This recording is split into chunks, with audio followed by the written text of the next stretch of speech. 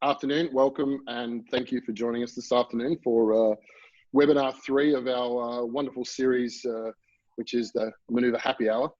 I'd like to welcome our wonderful guests from all around the world. We'll start with with Christine Rodriguez from downtown Bondi, I think. So, thank you, Christine, who's from Adobe, and we've worked together in the past in partnerships back in many days at PayPal and Vodafone. So, known Christine a long time. We have Rehan from FinTech Australia. So Rehan has been kind enough to be behind the scenes for the last 2 webinars, making sure this runs really well and properly. But as the partnerships and channel manager for his organisation, thought it'd be great for him to jump on board and be part of today. We have Mr. Anthony Howe in Singapore from Greensill, for anyone who may know Greensill. And look, I'll obviously give people opportunity to quickly introduce it, but Greensill's a massive fund that works in large scale financing and really taken on and been a challenger in that space and taken on the big organizations and companies. And he looks after the channel and partnerships for Greensill globally.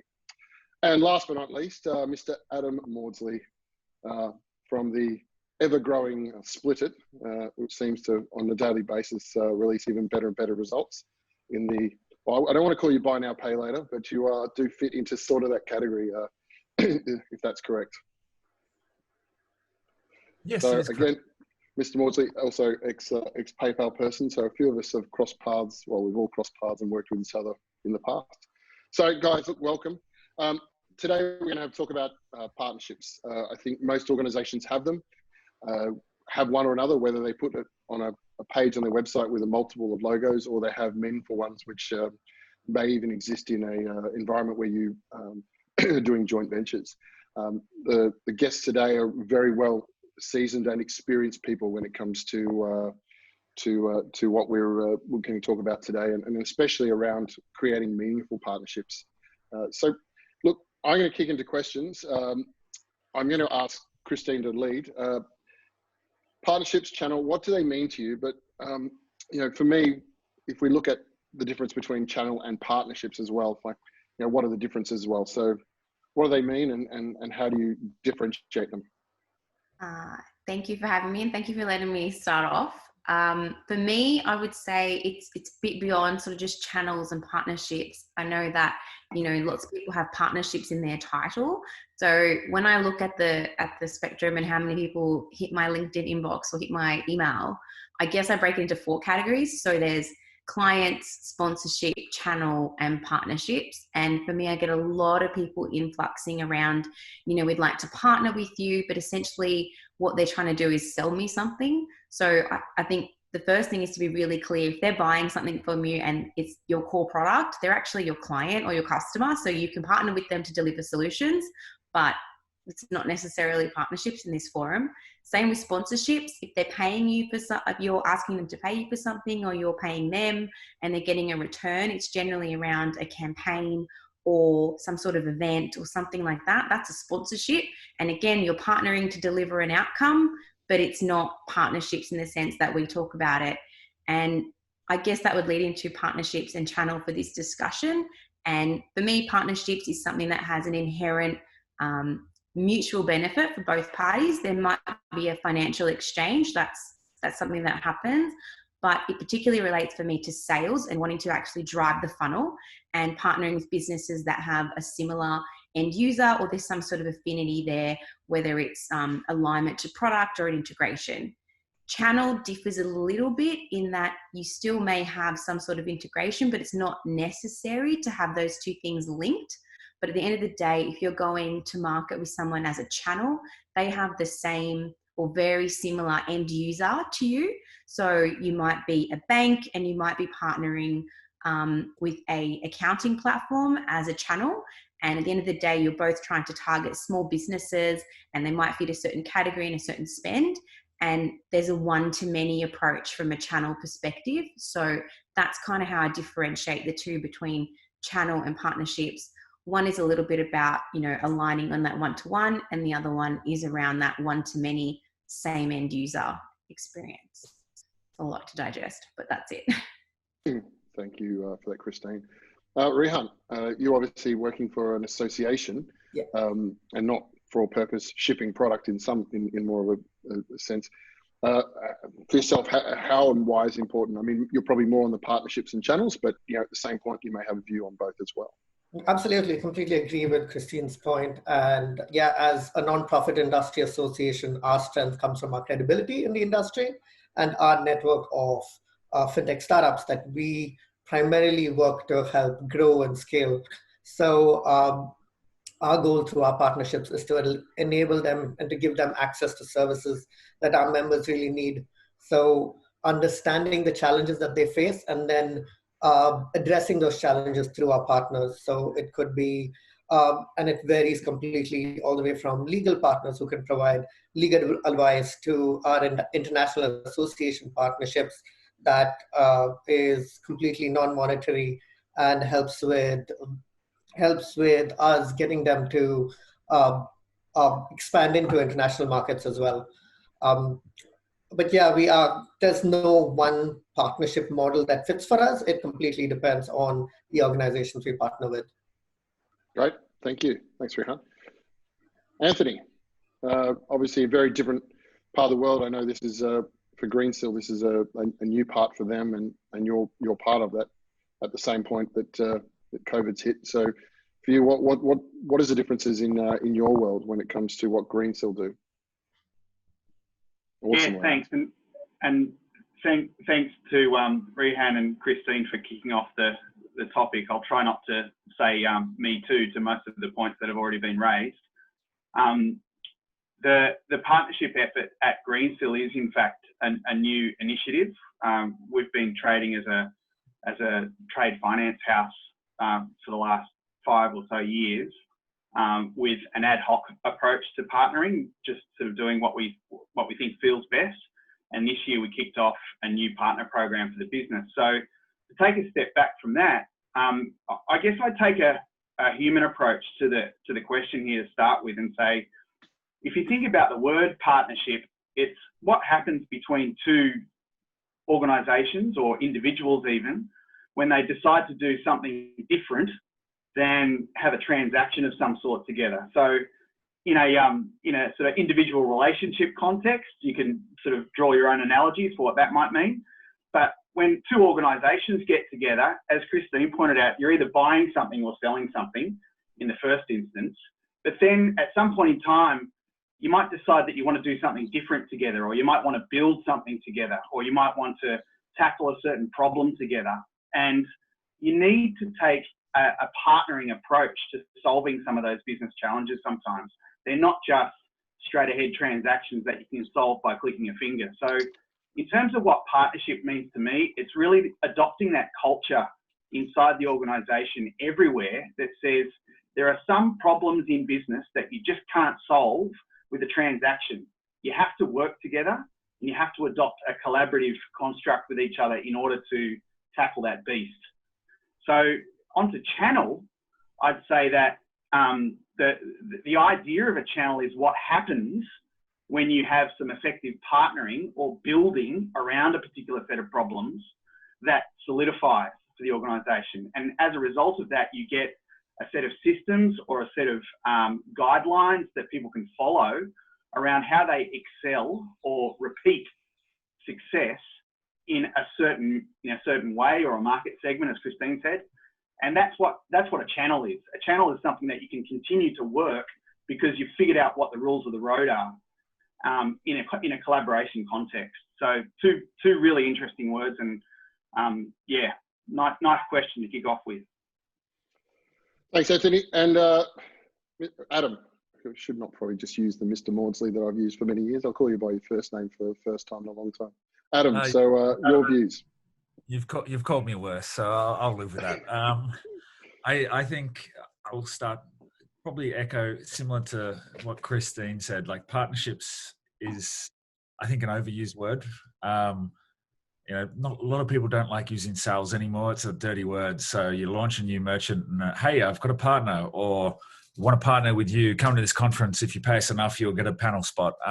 So I kind of think, in the true kind of channel sense, partnerships has lost some of it's shine because everyone calls everyone a partner a little bit, which, kind of exactly like Christine mentioned, sometimes, the true joy of partnering and finding some value with another party to do something bigger than you can do by yourself is lost with that kind of connotation that it's been tarred with a lot of brushes that everyone's selling, and partners is maybe a politer word than the sales kind of moniker. But so I think partnerships for me is definitely not selling. It's combining with other parties, and I maybe in the payments world, in the e-commerce world, I look at it as a distribution. So distribution then gets into the channel, the one-to-many.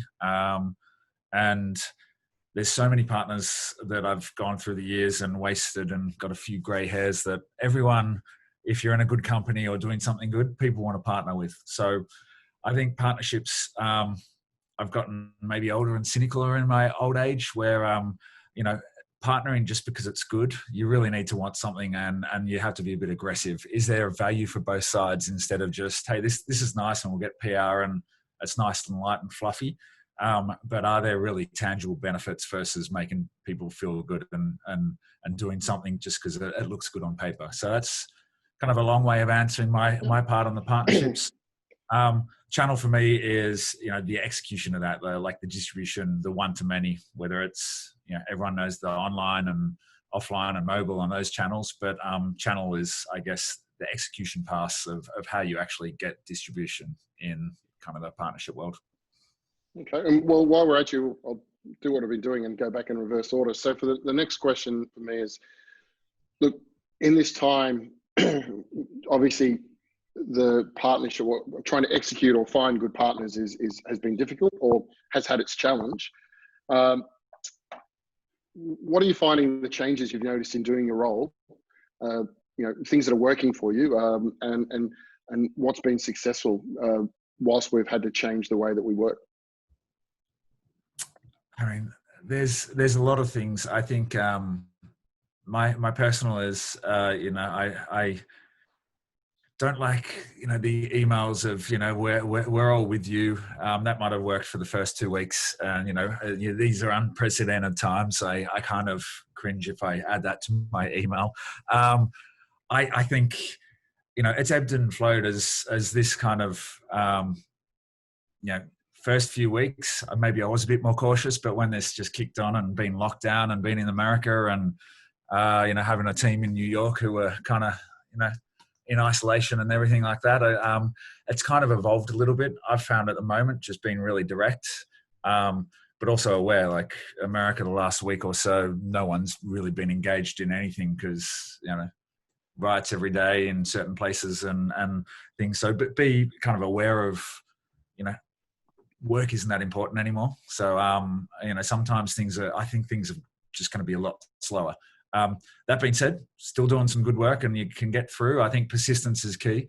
And just also, the amount of calls I've had with my kids running in crying and, grabbing teddy bears. It's also, I think there's a personal empathy that people have because we've all got a shared experience now. So once you get connected, it's actually made things a little bit easier wherever you are in the world. You're all experiencing this. So it's made it difficult to get attention of people, but once you actually get there, I think it's made the empathy and the personal experience that everyone's sharing something is a plus side, a glass half full on that. It's not exactly fun, and I got a 2 and a 4-year-old, and they've tear the place apart for lockdown for what is it, a couple of months now, but glass half full. It's there's the personal connection that everyone is still aiming to fill, and picking up the phone, getting a Zoom, it actually means, personally, I think some people who you would never talk to are actually more open to talking to people because you're stuck in a home office or wherever you are, you're not out and about. So, mixed blessing, and I just kind of take it how it is and pretty open about it, to be honest. Okay, well, on the glass half full and partnerships, I'll use the moment and your line to also thank our partners, Booze Bud, who've been on board and helping us distribute the boxes of goodness to those in Australia. Unfortunately, sorry, Adam, sorry, Anthony. But no, look, thanks very much. Anthony, Singapore, knowing your role, knowing that you've got multiple countries and all are in different fluxes, how's it going for you? What are you finding as you've kicked off even a new division at a time where traditionally partners are made over beers or drinks or conferences, etc.? Yeah, I was a bit worried about it at first because we were just kicking off when everything hit. So, a little bit of uncertainty because we'd made some commitments to some of our regions in APAC. And what I found very quickly was a really good reminder of the fact that in the role that we play as partnership professionals, our job is to provide a service which essentially helps parts of the business collaborate better than they normally could on their own rails. And what I mean by that is, if you take any discipline in the business, be it a product capability or a sales capability, a lot of the work, a lot of the detail work around partnering is basically helping teams collaborate differently and helping them achieve sort of different solutions to problems that they've had for a while, or crack a client that they've been working on together, but they haven't quite figured out the way of doing it. And so what I've found in this environment is a tremendous opportunity to redesign the modalities that we use to create context for partnering. And at the simple level, that means, instead of just getting 30 people in a meeting room all the time or 30 people on a telecom, at the click of a finger, you can have the right 3 people in the room to just do a quick 5-minute conversation and then slip into another context, because everyone's kind of tuned into the fact that that's the only way we can collaborate at the moment. So there's some natural, construct about the way that the world's working at the moment that plays into our wheelhouse. And it really allows us to take a more deliberate approach to how people collaborate in the partnering. So I found that really useful. I found that to be quite an accelerant in terms of how we're developing our programs. And also just the use of some tools like some of the collaboration tools that we can use in the software space allow us to introduce people to ways of working that they haven't experienced before. We deal with a lot of finance people in Greensill who've sort of sent lots of emails in their career, but not much else. And getting them on Trello boards and doing whiteboarding sessions on the computer, it's been a lot of fun. So just some use of the technology has been a real noticeable change for us, and certainly some of the business response to that ability to be flexible has been really important. Right, thanks, mate. Rehan, again, for your organisation, which has often face-to-face is a very big component of how you work. How are you finding what's this new operating model doing for you? As Adam had mentioned, there is a lot of interest and appetite to explore partnerships. So that has definitely been positive. But what we focus on was ensuring that value is delivered for our partners. So we had that time to truly evaluate our partnerships and how we are helping build value for each other. And that has definitely been quite successful for us to understand and re-look at new strategies or new tactics that we could potentially use. So for example, we partnered with a recruiting firm just to help our members connect, and we realized that during this time specifically, a lot of our members were had to let go of employees, but then we also had fintechs that were looking to hire. So we worked with our partner to ensure, and this was at no cost to anybody, but just to ensure that talent was within that space within the fintech industry, we were able to help a little bit of matching and do a little bit of that job matching, and that was hugely successful. So yeah, new models, new partnership opportunities was definitely developed during this time. Everyone had a better appetite to explore these opportunities, take that time, step back and look at it all. So that was hugely successful for us. Right, thank you. And Christine, this same question, but for your flavour. Yeah, so I was really fortunate or unfortunate to take on a new role and a new program for Adobe in the middle of this. So I had to really change tack on the way we do things. So there's no, let's have a beer and get to know someone and cut corners, and you really had to have a good story to get in front of people, especially launching into 6 major markets across Asia with the program and meeting all the new partners at the same time. So I really had to change tact on, it's not just about taking someone out for a beer or a lunch, and really get into what is a partner going to bring as value for your client. And the good thing about where I sit in the current space, and a lot of it having to do with technology, obviously, is that it brought a new flavor. So what I kept saying, and what I've probably coined it saying about 1,000 times in the last few weeks, is this brings a different conversation to the forefront, because we're not talking about the pandemic or other things that are going on. We're actually saying, look, this has created a new problem that you didn't have before, or it's bubbled up something that you might have been dealing with that wasn't as important, but now we can start talking about it. And here's a partner, instead of just, how are you going? What's happening? Talking about layoffs. Now we're talking about, okay, if you're in government, airlines, hospitality, in sporting, retail, let's not take the finger off the pulse. Let's actually use some of the people around us to help with that story. So it actually opened a lot more doors within our business and within the people that I work with, because it created a different narrative. And I think that's one thing that partners can bring to the table, because they can bring a slightly different flavor to the drum that you've been beating on a sales cycle that might be 12 months. You bring in a partner, all of a sudden you've got a different story to tell. And it's topical and it's current. So I guess that's for me what I've been doing, and where I've seen real great benefit in our business. Thank you. And look, and again, I'll stay with you for where we go for the next question.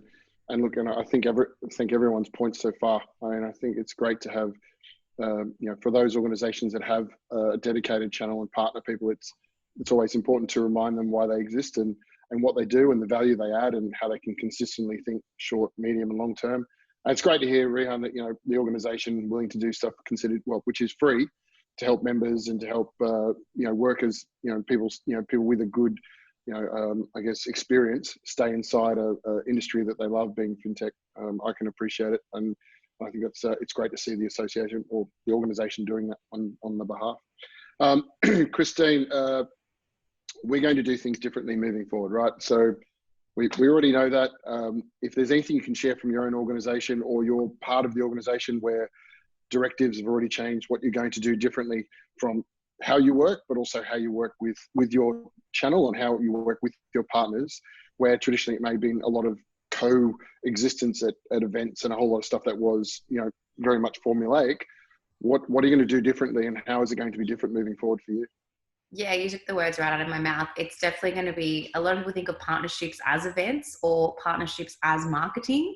And I guess now, without some of those avenues to market, people have had to start partnering actually on solutions and end user experiences and other things. So a lot less, gala dinners and super yachts, which is going to be a little bit sad, and a lot more customer workshops and collaboration and, a little bit more of that one-to-one sort of enterprise experience for some of those partners, in like getting the partner together with the client, with the salesperson, maybe with some technical people or marketing people or whoever's important, and just throwing them in a Zoom call. It doesn't have to be anything like bigger than Ben Hur. I think previously, because it all had to be face to face, it was really, really hard to do that. And now everybody's taken a step back and said, no, we can just throw the CTO, CMO, CIO in the room with these guys and just let them have it out. And I think that's some of the things that will change moving forward. It'll be less dramatic to get people together, and it doesn't have to be a big event and a big showstopper for it to happen. And that will in turn create more productivity and output for partnerships and collaboration and solutions and ideas, which I'm really looking forward to. Thank you, Christine. Rehan, obviously big one for your organization. Absolutely. A lot of what we do focuses on our 2 big events in the year, so that has changed considerably. But yeah, as just mirroring what Christine had mentioned, there is a lot more interest in these online engagement models and being able to connect with the right people via online. And what we tried more recently was something similar to a Slack channel, connecting just ensuring there's an open community for our partners and for our for both our partners as well as our members, so that they have that opportunity to work together, to interact, to connect. It's gives more of an open space. Everyone has to, of course, respect each other's time and space, but yeah, there is that ability now for them to reach out and connect directly, or we can make the introduction for them. And that online engagement has definitely been quite successful for now. Yeah, look, and I'd actually like to thank you. I mean, you're a great friend to Monoova, and I know that you'd organised actually a whole lot of introductions for us in Brisbane at a conference, which obviously got cancelled last minute. Yeah. But for nearly all of those organisations, we've been able to have a call and continue discussions. So you did have again. An online exhibition though, right? A virtual exhibition? There was, but your emails were far more impactful. So thank you. Anthony, same question. I think the clarity that all the sorts of changes we're talking about here that we've been experiencing allows us as an organisation to probably permanently change the amount of definition that we're able to assign to our various partnership efforts across the business. I think pre-COVID, we had, I guess, a single view of partnerships, which is about just linking up with an organisation that can help us scale what we're doing and try to sort of get some really good results around that, which we've got some good track record in. But I think this period has really allowed us to see different organisations for the kind of results that we could attach ourselves to, and to get really focused about what specific actions we need to take in those categories to amplify the opportunities there. So specifically, that would be 3 categories for us: market access opportunities that allow the business to become connected to market segments that we wouldn't normally have access to, either industries or geographies. Capabilities that we wouldn't normally have access to. So for us, attaching finance to novel data sets is a really interesting area of development. And so we've been able to get closer to some of those opportunities throughout this time. And third is this idea of a whole of business solution partner, which we take a joint offering to market with and actually do some co-selling and develop those programs. So just in terms of maturing our program and giving us more definition on what we want to do, I'd say is a big win for us, and really sort of hopeful of the sort of clarity that post-COVID offers the business. Thanks, Anthony. Look, and I appreciate in your world, very different, because I'm sure finance is something a lot of organisations are looking for, and it's one where you're obviously having to be very careful to make sure you look after your own organisation as a whole, but still help out businesses to grow. Adam, yourself, what's going to be any permanent changes? Anything that from Brad or from your business that you're going to see change for Splitit? Well, I mean, there's probably a few things. The first thing, more of a short-term focus, just while COVID hit, because we don't know what was going on, and so like planning grand plans for next year or beyond, or 3-year kind of ROI partnerships are still there, but all of a sudden, so many retail businesses shutting shop, and 40-50 million people in America unemployed. It was like, okay, we probably need to adapt and move to more shorter term focus, at least at the first start. So that was kind of the high level piece of grand plans when things are, and I hate that word, but I'll use it, the unprecedented times thing. It's kind of hard to have a nice formal PowerPoint of your 3-year plan when, you don't know what's happening. So short-term focus became more important. Still work on the long-term things, but, if you're not sure if there's going to be something worthwhile that's going to take 2 years, well, maybe it falls to the bottom of the list. For me, I kind of ended up taking over the sales organizations as well, because short-term, you need to get more sales in and drive revenue. And my take on partnerships is Field of Dreams doesn't always work. It should be merchant driven. So, if I'm going to go out and focus on a new partnership, it needs to be demand driven and the best way to do that is via having sales. I think everyone mentioned the events piece. You know, my calendar of Vegas trips dropped off. Like, you had ETAL, Shop Talk, Imagine, IRCE, all these kind of events, which, to be honest, would have cost us, you know, hundreds of thousands of dollars or more. You know, so I think it's reassessed. Like, events are great, and I will go when it opens up. But, you know, the cost, the ROI, you know, I shouldn't point names, but ETAL were, hey, you can still sponsor us for $10,000 at a virtual event. I'm like, I don't know. So I've kind of assessed, you know, ROI on, you know, spending for the fancy booth. You know, I know a couple of us, we all worked at PayPal days. Spending $1 million+ on booths was nice, but the ROI is not there. So I think assessing events and making sure, like, is there a true ROI? Still got to have the engagement there, but you're still getting jobs done, and I'm still doing well and doing partnerships without that. So, you know, for people running events only, you know, it might not be that positive. For me, I'm reassessing that.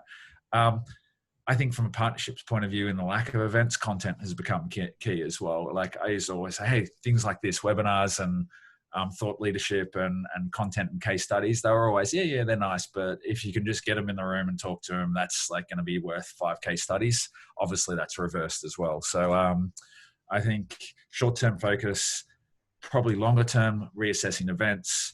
Other things, just tactical with the team. You know, ended up doing, like, not daily stand-ups, but 3 times a week, just every morning, just meeting the team. Just, you know, we're lacking a personal touch. So making sure that, you know, as time sucker as it is with the team, just making sure you've got FaceTime with all of them regularly as well, which is less partnerships, just more about people, because we're all stuck in a room somewhere. Yeah, look, and thanks, Adam. And yeah, we have spent a lot of time over the years standing at booths and being in conferences, and it has been quite interesting to use the word grounded. I know a few people on this call who've spent a lot of time, you know, in the air or moving between places, and I'm sure, looking at the list of people that are as our attendees, I'm sure there's a whole lot of people who've never been closer to the ground than ever before. So it's had its surprises and delights as well. And on that, you know, one of the parts of the Monoova happy hour is really around, you know, pushing out the positive experiences and uncovering what we can do that works. Can I ask, Adam, biggest surprise, business surprise so far, something you might have not considered before COVID? It may have been very small and now is major, completely different, but, you know, what surprised you that has encouraged you and is something you want to push forward? I'm probably going to go a little bit more general than partnership specific, but at least no, it doesn't have to be that part.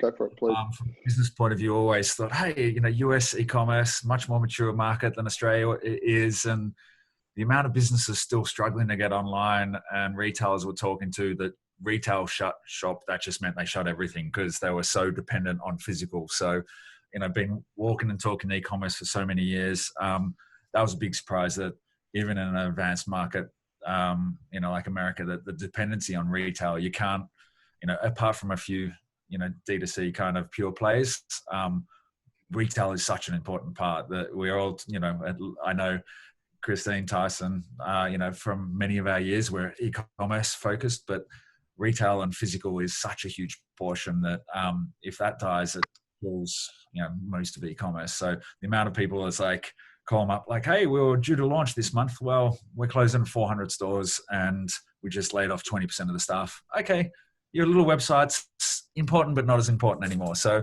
I kind of think that's been, you know, interesting because, you know, moved out to Silicon Valley. Hey, it was the grand lights of e-commerce and all that sort of stuff, but there's still a long way to go in America. So that was probably my biggest surprise, I would say. Okay. Anthony, I know you always look for a good surprise and delight, and you're always often surprised. So where is it sitting for you and Greensill? Look, Greensill's a business that democratizes working capital. We fund large trade ecosystems every day of the week, and we deal in environments where we can see major flows in and out whole economies sometimes. And so the whole business has been really, really, I guess, shell-shocked at the amount of change that can happen in such a short space of time in these large trade flows that happen around the world. We've been lucky or unlucky enough, depends on how you look at it, to be front and center on a lot of very challenged environments.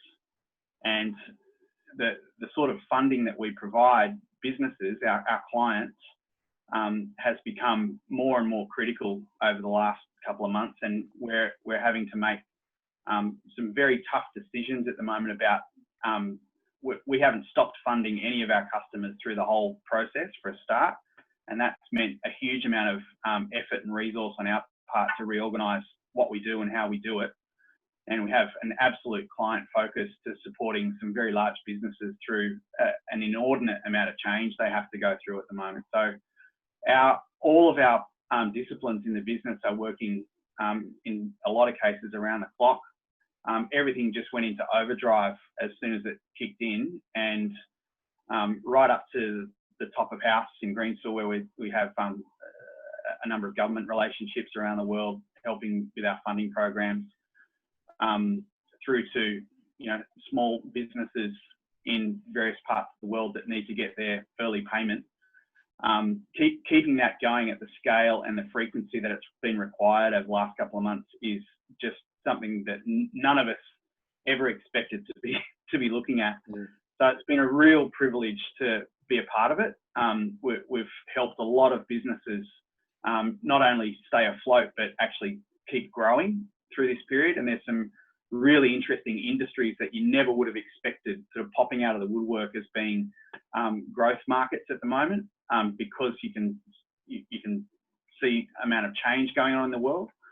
So I guess I couldn't have predicted that. I couldn't have predicted a world event that would create that amount of change for us as a business in that amount of short time frame.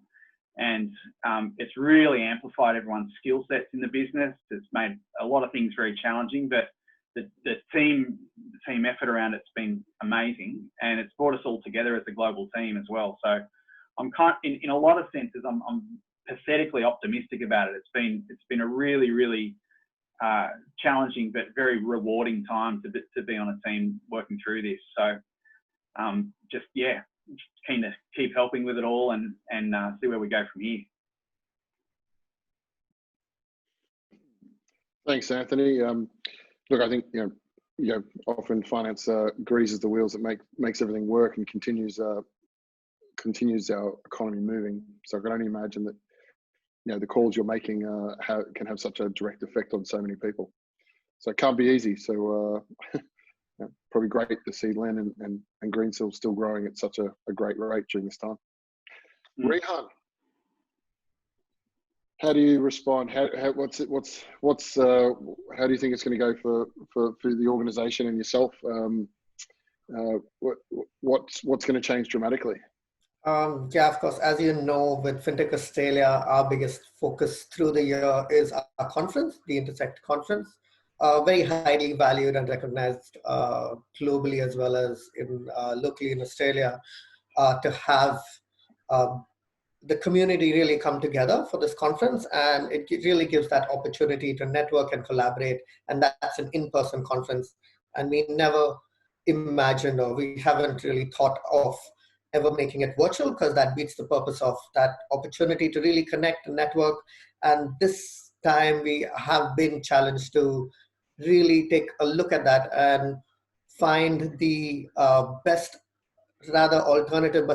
approach to go forward with the conference in some form, ensuring that there is still value, ensuring that there is still an opportunity for both the in-person meetings, if we can have an in-person conference, as well as virtual meetings, if we can have virtual attendees, but also allowing them to know about the attendees, to connect with them, is all something we are exploring and looking at. We do have till October to work towards it, but it's that's been a big surprise. But yeah, we are looking at the hybrid model now when it comes to conferences, trying to learn from the other pre-existing conferences. Adam might have some great insights there, but yeah, would like to see how things go and plan it differently this time. And if it's successful, who knows, it might be the new normal, as they've started to say. Yeah, look, I couldn't agree more. You know, it's to your point, we saw sort of a very quick virtual conference post, you know, which was different to attend because it was very new and at the very start. But I think we've now had a lot of time to adjust to, you know, to what is virtual and what looks different when we go out there. And I think to your point, we are going to have to find these. I think to Anthony's point, being surprised and being optimistic. For me, you know, we've learned that this could happen again. Like if we've learned many things, so actually having a plan B that isn't about just changing a date is probably something that we all have to be aware of. So Christine, where is the surprise at your end? What's from a business point of view, what couldn't you have considered before we went into this COVID situation?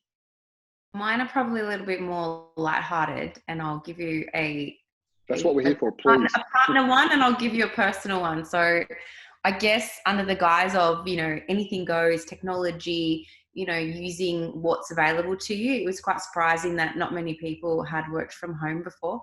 And I guess for me, on a partnership level, I've been engaging with my partners across all platforms. And I think the easiest one recently was to just get on a house party call because it's quicker than sending a link via all our corporate mechanisms, you know, which is a great idea. So we jump on the call. But, you know, people can jump into your meetings. So, you know, for me, we kind of learnt the hard way, but had some fun when their CEO saw us chatting and decided to jump on in because their contacts are in our phone. So I would say anything goes at this time, using technology, being open to things, and just using what's at your fingertips. The other one on a personal note was, even though I don't have a team and I'm used to working from home and I'm used to traveling and being remote, you know, there's a big part about being part of a team. And I joined a new team during this period. Majority of my team is in Utah. Some are on the west coast of the US. I'm the only person in APAC, and there's one person in Stockholm. And their virtual happy hour is on my Saturday morning. And it's really important for that team to get together because, you know, between Texas and Utah and California and New York, they're not used to working from home. So that get together on a Friday afternoon for them is really, really important. So me being seen as part of that forum is also really important, because otherwise I don't exist because it's Saturday morning. So I've made the effort, because I'm not out on a Friday night anymore or exhausted from such a huge traveling week, to get up and be on that call at 8 a.m. every Saturday morning during COVID. Even one where they said, you know, come dressed as your state, and they had to change it to country because I'm from another country. And I came dressed as a shark. You know, that takes effort at 8 o'clock on a Saturday morning, but you've got to, you know, you've got to do that. You've got to be part of the team, even if it's not your team. Other people are just unfamiliar with the concept of being isolated. And if it's for them, not just for you, you need to kind of like show up and make an effort. So use the technology, anything goes, and dress like a shark where appropriate. That would be my two. Thanks, Christine.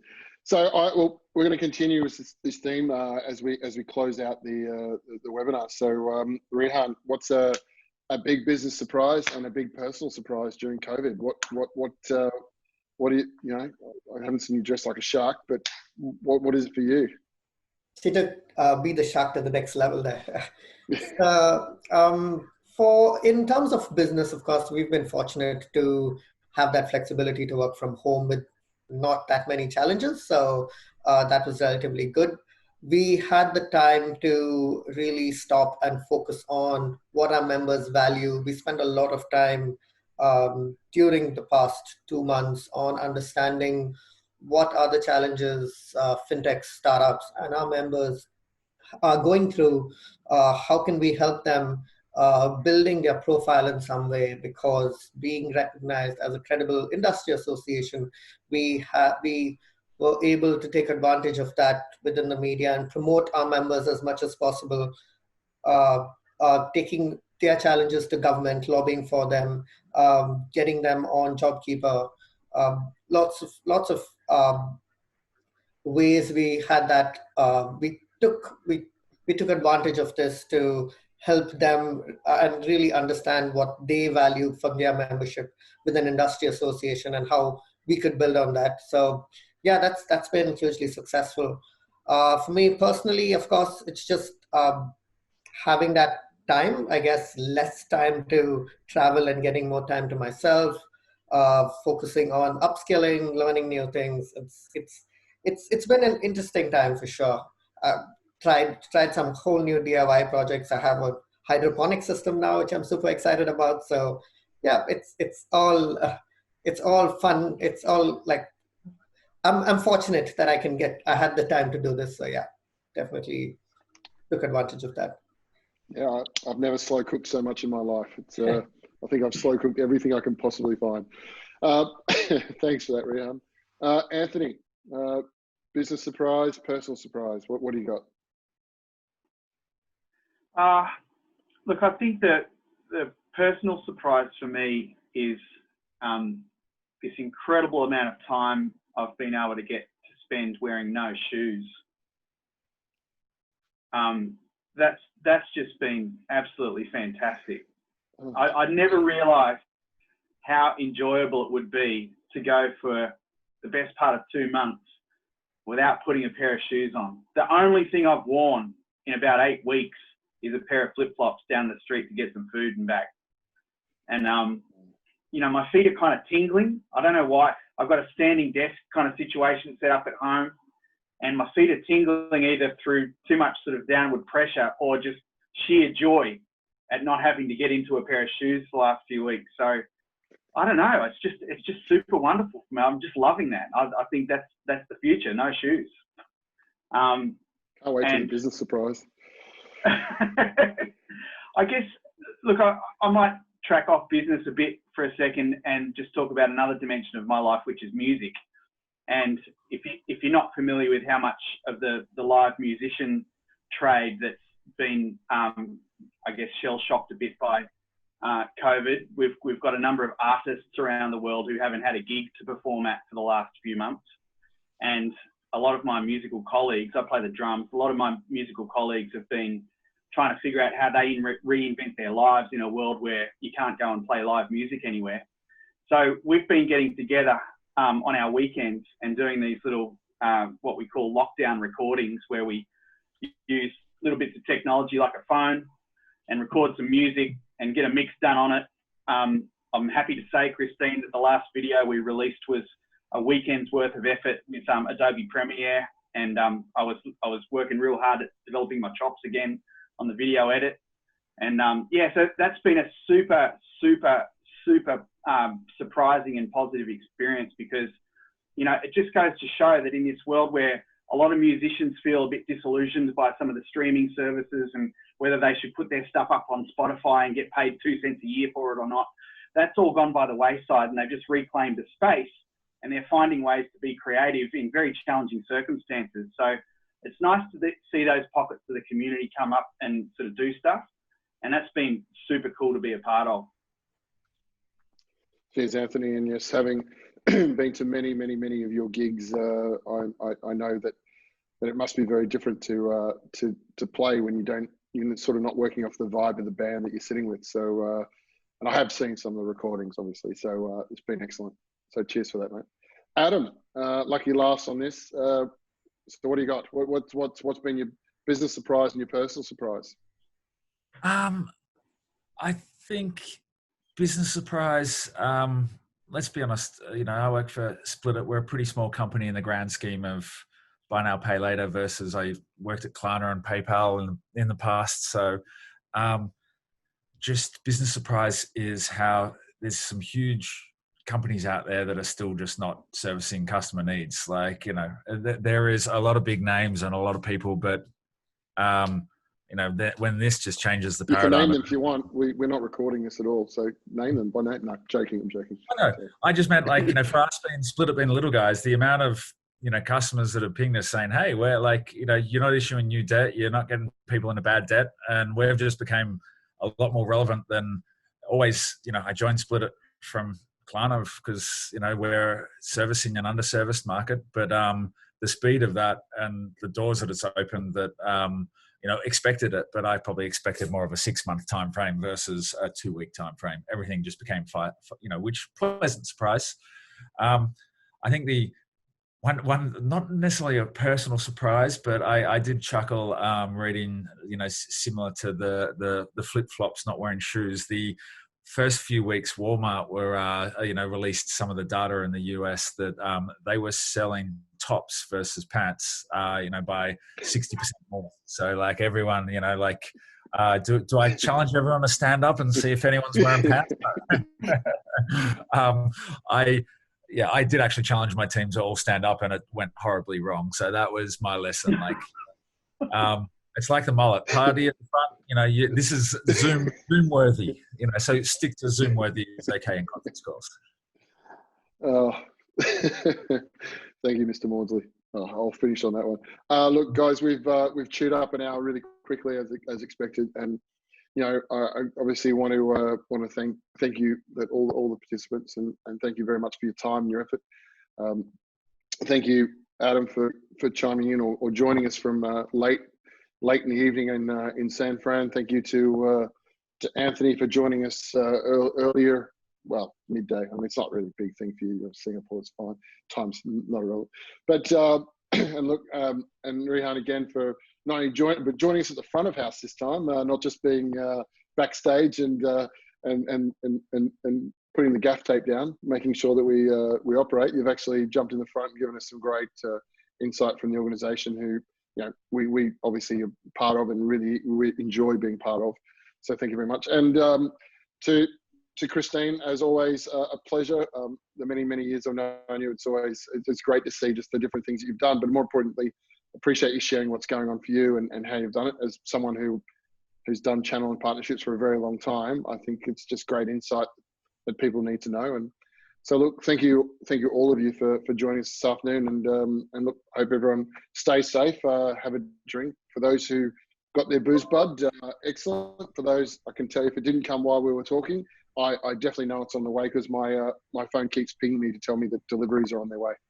So thanks, guys. Thanks for joining us, and hopefully we'll talk to you all very soon. Cheers, guys. Bye. Thanks, Tyson. Thanks. Bye. Thank you very much.